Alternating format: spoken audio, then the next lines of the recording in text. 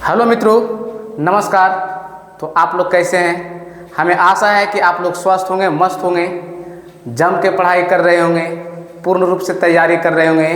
तो हम लोग अगले क्लास में मिले थे तो उसमें चर्चा किए थे मेटल एंड नॉन मेटल्स के बारे में, मतलब धातु और अधातु के बारे में, जिसमें हम चर्चा किए थे उसका परिचय और धातुओं का भौतिक गुण के बारे में। आज जो हम लोग स्टार्ट करेंगे वो स्टार्ट करेंगे हम लोग धातुओं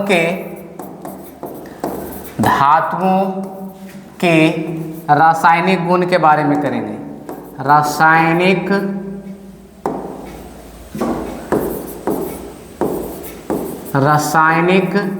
गुणों के बारे में करेंगे। रासायनिक गुणों के बारे में हम लोग चर्चा करेंगे। क्योंकि इस इंट्रोडक्शन जब परिभाषा मतलब कि परिचय जब दिए थे उसमें बता दिए थे कि कुल तत्वों की संख्या कितनी है, तो 118। उसमें हम धातु बता दिए थे 93, अधातु 22 और उप धातु के बारे में बताए थे जिसकी संख्या कितना था, 7 था। अब हम लोग सीधे कहाँ चलेंगे, तो धातुओं के भौतिक गुण बता दिए थे। अब हम लोग चलेंगे कहाँ, सीधे चलते हैं हम लोग धातुओं के रासायनिक गुण के ऊपर। तो सीधे हम लोग अपने धातुओं के रासायनिक गुण के ऊपर चलते हैं।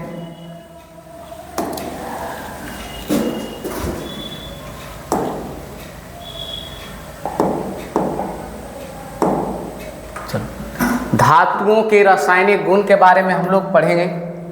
तो इसमें सबसे पहला गुण है कि जितने भी धातु होते हैं वो क्या करते हैं, तो सभी धातुएं ऑक्सीजन के साथ संयोग करते हैं। जितने भी धातु होते हैं ऑक्सीजन के साथ संयोग करके क्या बनाते हैं, ऑक्साइड बनाते हैं। जो भी धातु होगा ऑक्सीजन के साथ अभिक्रिया करेगा तो वो ऑक्साइड बनाता है। और ध्यान में रखना कि धातुओं का जो ऑक्साइड होता है वो भास्मिक होता है। एग्जाम्पल के लिए लगा दें तो कह रहा है सभी धातुएं ऑक्सीजन के साथ में क्या करता है, तो संयोग करता है। चलो हम लेते हैं एगो Na सोडियम है, वो सोडियम हमारा धातु है, किसके साथ, तो ऑक्सीजन के साथ।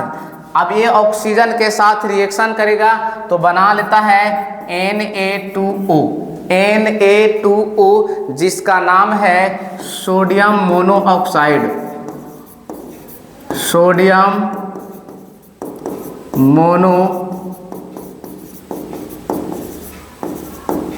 सोडियम मोनोऑक्साइड इसका नाम है। संतुलित की अगर बात किया जाए तो यहाँ अगर हम 2 से गुना कर दें, 4 से यहाँ कर देते हैं, यहाँ कितना से, 2 से। इसी प्रकार अगर मैग्नीशियम का करवाया जाए, किसके साथ, मैग्नीशियम जो धातु है इसका किसके साथ, तो ऑक्सीजन के साथ।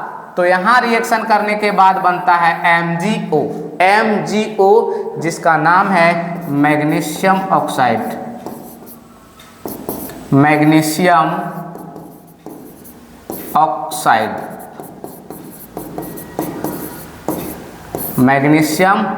ऑक्साइड। ये भी ध्यान में याद रखना कि जितने भी धातु के ऑक्साइड हम लिख सकते हैं कि धातु के ऑक्साइड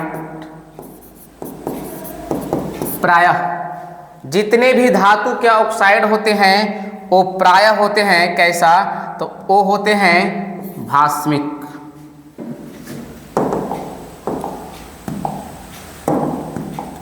क्या होंगे, तो हो जाएंगे भास्मिक। सभी धातुएं के ऑक्साइड क्या होते हैं, भास्मिक होते हैं। काहे के बहुत बार एग्जामों में पूछा गया है कि धातु के ऑक्साइड मूलतः होते हैं, तो मूलतः क्या होते हैं, भास्मिक होते हैं। लेकिन यही भास्मिक जो है धातुओं का कुछ ऐसा ऑक्साइड है जो जल के साथ अभिक्रिया करके क्षार बना लेता है। कुछ ऐसे भी ऑक्साइड होंगे जो जल के साथ अभिक्रिया करने के बाद क्या बनाता है, तो क्षार बनाता है। एग्जाम्पल के लिए हम बता दें,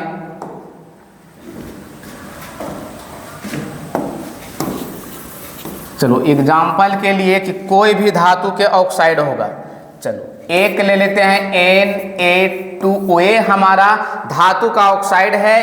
किनके साथ क्या करवाना है रिएक्शन, तो H2O के साथ करवाना है।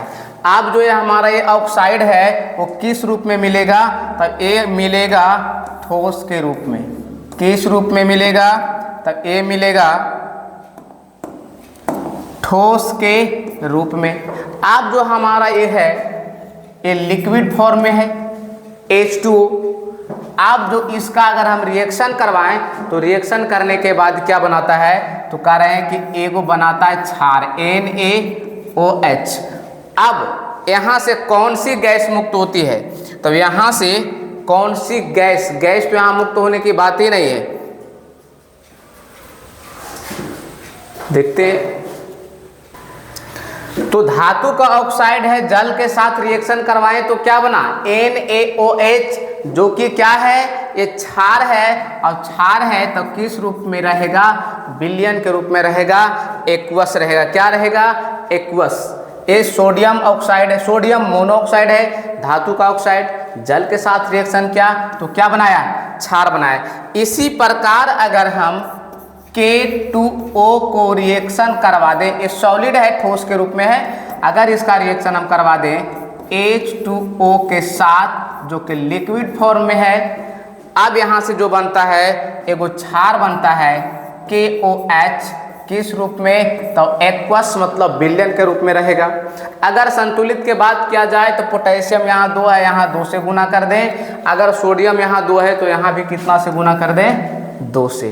तो जो भी धातु के ऑक्साइड होता है, अगर हम जल के साथ रिएक्शन करवाते हैं तो क्या बनता है? क्षार बनता है। क्या बनता है? क्षार बनता है।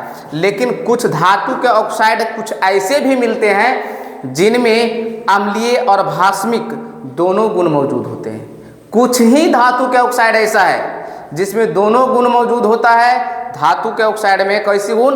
दोनों गुण, एक अम्लीय और दूसरा भास्मिक। अब जब दोनों प्रकार के गुण मौजूद है तब उसे हम उभयधर्मी ऑक्साइड बोल सकते हैं या फिर द्विधर्मी ऑक्साइड बोल सकते हैं। तो लिखा गया है कि द्विधर्मी ऑक्साइड किसे कहते हैं भाई?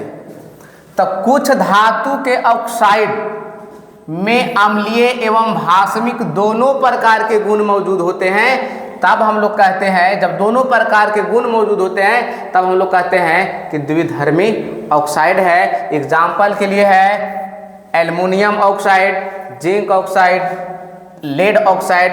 इस प्रकार का ये सब जो दिख रहा है सबके सब कैसा ऑक्साइड है? तो द्विधर्मी ऑक्साइड का दें या उभयधर्मी ऑक्साइड कहें, चूंकि ये इसमें दोनों प्रकार के गुण पाए जाते हैं। अब साथ ही साथ ये जो एग्जाम्पल दिख रहा है ने, ये सब क्या होते हैं कि अम्लों के साथ भी और भस्मों के साथ भी अभिक्रिया कर लेते हैं। तो द्विधर्मी जो ऑक्साइड है वो अम्लों के साथ भी अभिक्रिया करता है और भस्मों के भी साथ में अभिक्रिया करता है।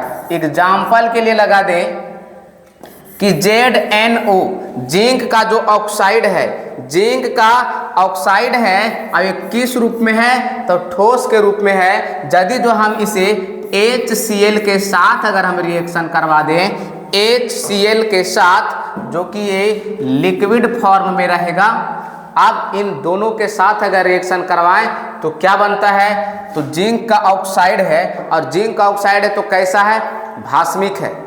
अब यहाँ से ये क्या है? अम्ल है। तो ऑलरेडी जान चुके हो पहले से कि अम्ल और भस्म आपस में रिएक्शन करता है तो क्या बनाता है? लवण और जल बनाता है। बनेगा ZnCl2, इसके बाद H2O बनेगा।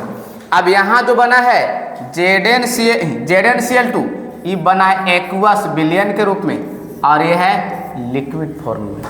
अब देखिए कि जो धातु के ऑक्साइड है किनके साथ अभिक्रिया किया है? तो अम्लों के साथ अभिक्रिया किया है। लेकिन कुछ ऐसे भी होंगे जो अम्ल के साथ तो करबे किया है, किसके साथ करेगा? तो भस्म के साथ। चलो हम एक भस्म वाला भी ले लेते हैं कि यदि हम जिंक ऑक्साइड का रिएक्शन करवा दें किसके साथ? तो एगो भस्म के साथ करवाते हैं जो NaOH है। NaOH है, अगर इनके साथ हम करवाएं तब एक किस रूप में करेगा? तब यहाँ से Zn, अब यहाँ से सोडियम, यहाँ से Zn और यहाँ से सोडियम जाएगा और साथ में OH, तो क्या बनाता है? तो यहाँ से बना लेगा Na2ZnO2 और प्लस में क्या बनाता है, तो प्लस में बना लेगा H2O। ए रहेगा लिक्विड फॉर्म में, ए रहेगा एक्वस मतलब विलयन, यहाँ भी है एक्वस। अब दो ये जिंक धातु का ऑक्साइड है, अब किसके साथ करवा दिए, भस्म के साथ अभिक्रिया करवाए, तो ये जो नया प्राप्त हुआ है ए वाला, इसका नाम है सोडियम जिंकेट। सोडियम जिंकेट नाम है। तो हम लोग देख लिए कि जो भी उभयधर्मी ऑक्साइड है वो अम्ल और भस्म दोनों से अभिक्रिया कर रहा है। साथ ही साथ कि धातु के जो ऑक्साइड है, कुछ ही धातु का ऐसा ऑक्साइड है जिसमें अम्लीय और भास्मिक दोनों गुण मौजूद होता है, वैसे ऑक्साइड को हम लोग कहते हैं द्विधर्मी ऑक्साइड कहते हैं। अब हम लोग इसके आगे बढ़ते हैं। इसके बाद है दूसरा गुण कि जितने भी धातु होंगे वो किसके साथ अभिक्रिया करेगा, तो जल के साथ। जितने भी धातु हैं वो जल के साथ अभिक्रिया करता है, लेकिन ध्यान रहे कि जल के साथ अभिक्रिया करने वाले जो भी धातु होंगे तो अलग अलग धातुएं हैं, मतलब विभिन्न प्रकार के धातुएं जो जल से अभिक्रिया करता है उसका दर भी होता है, जो उसका वेग है अभिक्रिया करने का जो वेग होगा, दर होगा, वो अलग अलग होता है। लिखा गया है विभिन्न धातुओं की अभिक्रिया जल के साथ भिन्न भिन्न वेग से होती है। कहने का मतलब है कि जल के साथ तो अभिक्रिया करेगा, हो सकता है कुछ ऐसा धातु होगा जो ठंडे जल के साथ कर ले, कुछ ऐसा होगा जो भाप के साथ अभिक्रिया करे, और कुछ ऐसा भी होगा जो जल के साथ अभिक्रिया करे ही ना। लेकिन प्रत्येक स्थिति में जब भी जल के साथ अभिक्रिया करेगा तो हर स्थिति में कौन सी गैस मुक्त होती है, हाइड्रोजन गैस। हाइड्रोजन गैस मुक्त होती है। अब अभिक्रिया करने के बाद या तो ऑक्साइड या हाइड्रा ऑक्साइड बनाती है, ऑक्साइड या हाइड्रा ऑक्साइड बनाती है। लेकिन हर स्थिति में कौन सी गैस मुक्त होती है, तो हर स्थिति में H2 गैस मतलब हाइड्रोजन गैस मुक्त होती है। अभी बात कर रहे थे कि कुछ ठंडे जल के साथ कर सकते हैं अभिक्रिया, कुछ भाप के साथ भी कर सकते हैं और कुछ नहीं भी कर सकते हैं। तो सबसे पहले हम देख लेंगे कि ठंडे जल के साथ अभिक्रिया कौन कौन सी धातुएं करती है। तो ठंडे जल के साथ अभिक्रिया करने वाले धातु कौन है, सोडियम, पोटेशियम एवं कैल्शियम जैसी धातुएं जो है वो ठंडे जल के साथ अभिक्रिया करती है। अब ये तीन देख रहे हैं जो कि ठंडे जल के साथ में अभिक्रिया करती है। किसके साथ, तो ठंडे जल के साथ। और ठंडे जल के साथ अभिक्रिया करते हैं तो हम लोग रिएक्शन भी थोड़ा लिख लेते हैं कि Na ये क्या है, सोडियम है। अब किसके साथ करवाना है, तो ठंडे जल के साथ करवाना है। तो अगर हम यहाँ H2O के साथ करवा दें तो क्या बनेगा तो यहाँ से बताएंगे कि ऑक्साइड या हाइड्रा ऑक्साइड दो में से कोई एक बनेगा। चलो हम लोग यहाँ बनाते हैं NaOH, NaOH बना लिए। यहाँ से Na, यहाँ से OH निकाल करके हम लोग बना लिए NaOH। अब कह रहा है कि हर स्थिति में, प्रत्येक स्थिति में, हर स्थिति में कौन सी गैस, H2 गैस मुक्त होती है। दूसरी बात, अगर हम इसे संतुलित करना चाहें तब यहाँ कितना से गुना 2 से गुना, यहाँ कितना से, यहाँ भी 2 से, तो यहाँ भी 2 से। इसी प्रकार किसके साथ, पोटेशियम के साथ भी हम लोग कर सकते हैं कि K के साथ अगर हम रिएक्शन करवाएं H2O तब क्या बनाएगा, तो यहाँ से बनाता है KOH, पोटेशियम हाइड्रा ऑक्साइड। और हर स्थिति में कौन सी गैस मुक्त होती है, तो हर स्थिति में हाइड्रोजन गैस मुक्त होती है। संतुलित के लिए यहाँ 2 से गुना, तो यहाँ भी कितना से गुना, 2 से गुना, तो यहाँ भी कितना से हो जाएगा, 2 से गुना। उसी प्रकार हम लोग क्या कर सकते हैं, तो कैल्शियम का भी रिएक्शन हम लोग लिख सकते हैं। ध्यान रहे कि सबसे जो फास्ट रिएक्शन करेगा वो कौन करेगा, कैल्शियम, सॉरी पोटेशियम, उसके बाद कौन करेगा, सोडियम, उसके बाद कौन करेगा, कैल्शियम। इसका दूसरा था क्या, ये तो ठंडे जल के साथ अगला हम लोग देखेंगे वो भाप के साथ, मतलब कौन सी ऐसी धातु है जो भाप के साथ अभिक्रिया करती है। तो हम लोग भाप के साथ अभिक्रिया देख लेते हैं। कह रहा है भाप के साथ अभिक्रिया। अब कुछ धातुएं ऐसे है न ठंडे जल के साथ अभिक्रिया करती है, किसके साथ, तो भाप के साथ। तो भाप के साथ करने वाला कौन है, मैग्नीशियम है, आयरन है और जिंक। ये सब जो भी धातुएं हैं किनके साथ, तब भाप के साथ अभिक्रिया करती है। अब भाप के साथ अभिक्रिया करने के बाद कौन सी गैस, तो हर स्थिति में, हर परिस्थिति में कौन सी गैस, तो H2 गैस। कौन सी गैस मुक्त होती है, तो हर स्थिति में H2 गैस मुक्त होती है। एग्जाम्पल के लिए हम इसमें रिएक्शन लगा दें कि Mg जो है मैग्नीशियम है, किनके साथ, H2O के साथ अगर अभिक्रिया करे तो क्या बनाती है। तो अभी एक बात बोले क्या, कि कोई भी धातु अगर अभिक्रिया जल के साथ करे तो ऑक्साइड या हाइड्रा ऑक्साइड, तो ध्यान में रखना कि भाप के साथ अभिक्रिया कर रहा है, यहाँ पे हाइड्रा ऑक्साइड ना बना करके क्या बनाएगा, ऑक्साइड बनाता है। क्या बनाता है, तो ऑक्साइड बनाता है। तो यहाँ से Mg और O क्या बना लिया, MgO, मैग्नीशियम ऑक्साइड, और यहाँ से कौन सी गैस, तो H2 गैस। उसी प्रकार अगर हम आयरन को करें, किसके, आयरन को, या फिर किसका कर दे, हम जिंक कर देते हैं। जिंक का अगर हम करें किसके साथ, तो H2O के साथ। अब इनके साथ अगर करते हैं तो यहाँ से Zn, यहाँ से O बन जाएगा ZnO, मतलब जिंक का ऑक्साइड बन गया, और साथ में कौन सी गैस, H2 गैस।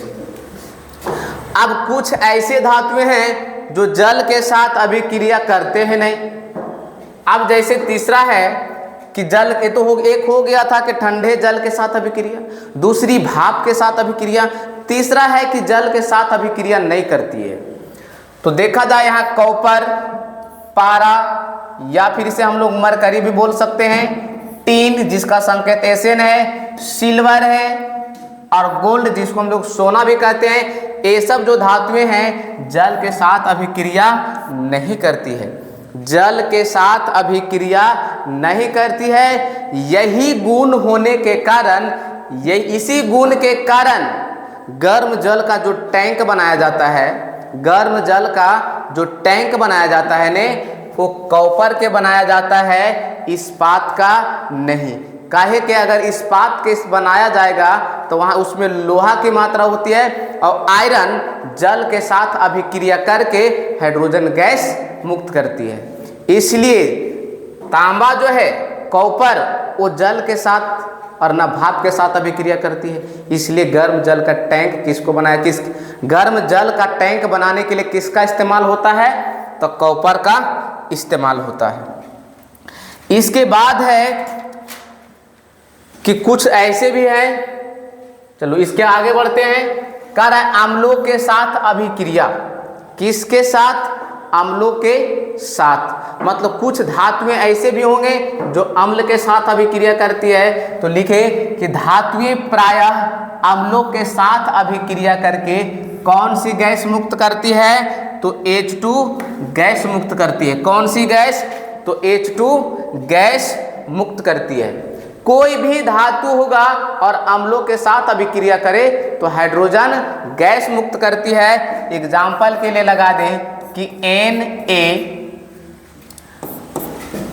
अगर HCl के साथ अगर हम करवा दें, सोडियम को किसके साथ, HCl के साथ, तो क्या बनाएगा, यहाँ से बनाएगा NaCl, और कौन सी गैस, तो H2 गैस मुक्त होती है।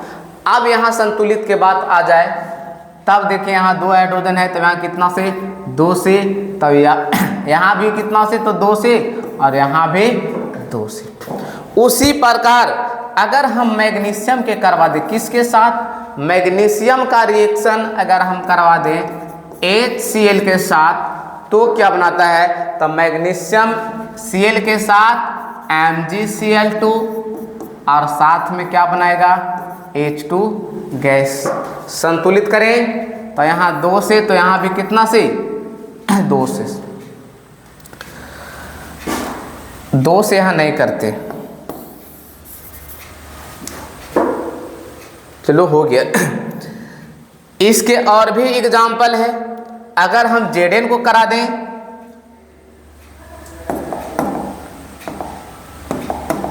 चलो Zn का रिएक्शन HCl के साथ तो क्या बनाएगा ZnCl2, और साथ में क्या बनाता है, तो यहां से मुक्त होगा H2 गैस। क्या मुक्त होगा, H2 गैस। अब कभी कभी इस प्रकार का रिएक्शन दे करके पूछ सकता है कि ये जो अभिक्रिया दिया हुआ है किस प्रकार का अभिक्रिया है, तो विस्थापन का दो चाहे प्रतिस्थापन, क्योंकि यहाँ बात कैसा चल रहा है, तो अधिक क्रियाशील जो धातु है वो कम क्रियाशील वाला को क्या कर रहा है, हटा दे रहा है। चलिए इसके साथ हम लोग चलते हैं आगे कि अगर Cu मतलब कॉपर, Cu कॉपर है, अगर हम इसके साथ HCl के रिएक्शन करवा दें तो क्या होगा, तो यहाँ क्या होगा, चलो संतुलित के लिए यहाँ 2 कर देते हैं, कोई दिक्कत नहीं। चलो यहाँ Cu है मतलब कॉपर किसके साथ, HCl के साथ। अब कह रहा है कि क्या रिएक्शन करेगा, तो यहाँ जो रिएक्शन होगा पहले हम देख लेंगे। कॉपर जो है हाइड्रोजन के नीचे है, क्रियाशीलता श्रेणी में अगर देखा जाए किसको, अगर कॉपर को देखा जाए तो हाइड्रोजन से नीचे है। इससे साफ मतलब कि पुष्टि होती है कि हाइड्रोजन से कम क्रियाशील है, और कम क्रियाशील है तो हाइड्रोजन को विस्थापित नहीं कर पाएगा, इसलिए यहाँ कोई अभिक्रिया नहीं होगी, कोई अभिक्रिया, यहाँ पर कोई अभिक्रिया नहीं होगी। काहे कि ये कॉपर जो है हाइड्रोजन से कम क्रियाशील है। ठीक इसके बाद हम लोग आगे बढ़ते हैं। अब कह रहा है, देखो अगला पॉइंट,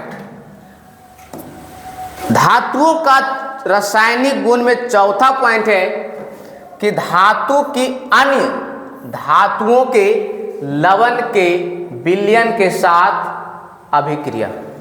अब रहेगा धातु, और धातु के कुछ लवण रहेगा, उसके विलयन के साथ में क्या करना है, तो अभिक्रिया करवाना है। क्या करवाना है, अभिक्रिया। अगर हम लोग ऐसा करवाते हैं तो जो भी धातु होगा, जो भी धातु कम क्रिया से, अपने से कम क्रियाशील धातु को क्या करेगा, तो वहाँ विलयन से उसको विस्थापित कर देता है। क्या करता है, तो विलयन से विस्थापित कर देता है। लेकिन ध्यान रहे कि इससे पहले थोड़ा एक चीज और हम बता दें, एक चीज और बता दें किसके अंदर, तो ये हम बताते हैं इसके अंदर हम कुछ एक चीज और बता देते हैं कि अम्लों के साथ रिएक्शन हो रहा था ने, एक ऐसा अम्ल है जिसका नाम है HNO3, जिसको कहा जाता है नाइट्रिक अम्ल। कौन सी अम्ल, नाइट्रिक अम्ल। और नाइट्रिक अम्ल जो है वो अम्लों के साथ अभिक्रिया नहीं करती है। नाइट्रिक अम्ल किसी भी धातुओं के साथ अभिक्रिया नहीं करती है, ध्यान में रखना। चलो ये अम्ल है वो किसी भी धातु के साथ रिएक्शन नहीं करती है, बस किसके साथ, तो ये मैग्नीशियम और मैग्नीज, यही दो गो धातु है जिनके साथ इसका रिएक्शन होती है। नाइट्रिक अम्ल कोई भी धातु के साथ नहीं, किसके साथ, केवल मैग्नीशियम और मैग्नीज के साथ अभिक्रिया करती है। इसके बाद है कि अगर हम Pt और Au, प्लेटिनम और Au का मतलब गोल्ड जो सोना है, ये भी है अम्लों के साथ अभिक्रिया नहीं करती है। अम्लों के साथ कोई अभिक्रिया नहीं, अम्लों के साथ कोई अभिक्रिया नहीं करती है। कौन? प्लेटिनम और सोना। लेकिन एक बात इसमें ध्यान रखना है कि ये तो अभिक्रिया अम्लों के साथ नहीं करती है, लेकिन ये प्लेटिनम और गोल्ड जो है अम्लराज में घुल जाता है। किस में घुलेगा? अम्लराज।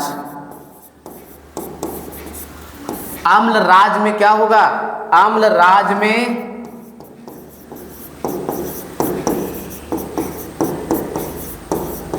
घुल जाती है। कौन? तो प्लेटिनम और गोल्ड अम्लराज में घुल जाती है। अब लग रहा होगा कि अम्लराज क्या है भाई, ध्यान रखना कि इसका एक नाम और है जिसे कहा जाता है एक्वा रेजिया। एक्वा रेजिया के नाम से भी जाना जाता है अम्लराज को, जो होता है HCl एवं HNO3 का मिश्रण होता है। HCl और HNO3 का एक विलयन बनाया जाता है मिश्रण करके, और इसमें बनाया जाता है तो आयतन के हिसाब से, जिसमें इसका रहता है कितना? तो इसका रहता है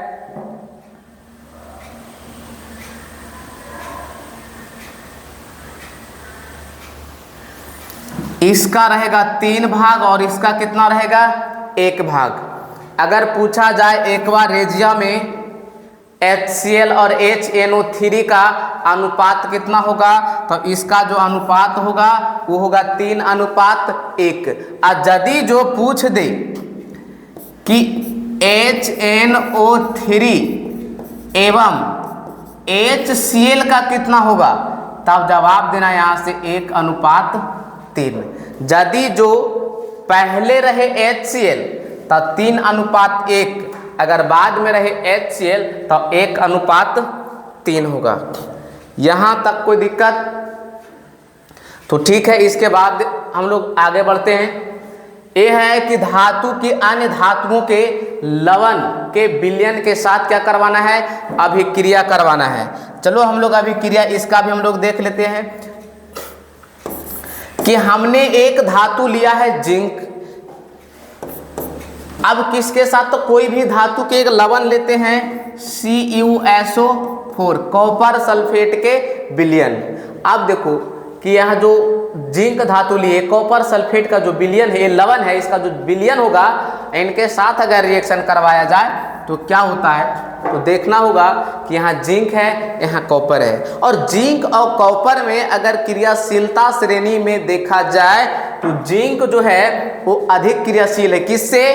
तो कॉपर से। अब ये अधिक क्रियाशील है तो अपने से कम क्रियाशील धातु को क्या करता है? विलयन से विस्थापित कर देता है। तब यहाँ से कॉपर सल्फेट एक साथ आएगा तब बनेगा ZnSO4। अब यहाँ से बाहर निकलेगा Cu। अब Cu निकलेगा बाहर तो किस रूप में निकलेगा? तो अवक्षेप के रूप में, अवक्षेप के रूप में बाहर निकलेगा। यह हो गया जिंक। इसको हम लोग पढ़ते हैं कॉपर सल्फेट। ये हो गया जिंक सल्फेट। चलो ये है कॉपर। चलो ये हो गया है कॉपर। इसी प्रकार और भी हम लोग देखें तो Fe आयरन। यदि जो आयरन को हम लोग क्या करेंगे? CuSO4 कॉपर सल्फेट के अगर विलयन में हम लोग डाले हैं तो क्या बनेगा? तो यहाँ से बनेगा FeSO4 और प्लस में क्या आएगा? Cu, कॉपर आ जाएगा। क्या आएगा यहाँ? तो यहाँ आएगा Cu। अब देखा जाए तो ये हो गया आयरन, आयरन। ये हो गया कॉपर सल्फेट और ये हो गया फेरस